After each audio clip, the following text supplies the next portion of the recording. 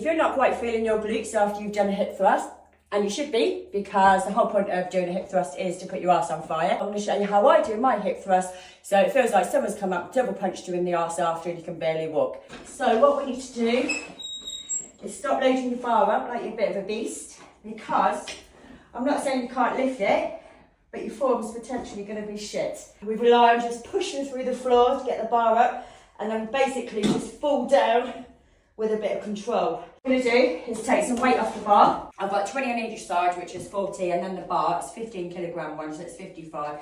So I'm just under my body weight, which is ideal for doing what we're about to do. Now, the important thing about doing a hip thrust is getting full range of motion. So as you come up, you're aiming to get a straight line between your knee, your hip, and your shoulder. At that point, you want to be squeezing the hell out of your arse. As you come out of the hip thrust, you are very carefully releasing the contraction, so you're still in control of the glute contraction. There's no point in going all the way up into a hip thrust and then just immediately letting the contraction go and falling down. Try and get completely away from the momentum part of a hip thrust, and make sure you are lifting by squeezing and you're lowering by releasing the contraction. Now, to add a little bit of spice into this hip thrust, what we're going to do, we're going to go all the way up to the top of the rep.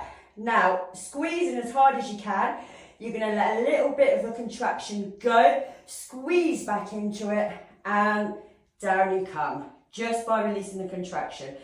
Do 10 of them 5 times and your ass will be on fire.